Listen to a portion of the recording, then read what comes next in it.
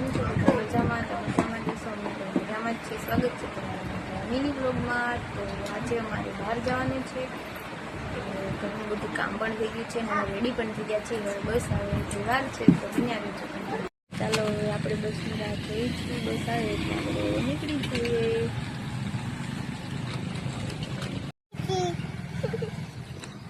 આવું છે બેટા, આવું છે. બસ આવી નથી, બસની રાહ જોઈને પછી 12 વાગ્યાનો ટાઈમ તો 12 ને માથે થઈ ગઈ, 12 ને 22 થઈ ગઈ. આવે પછી જાવી છે મમ્માની ઘરે.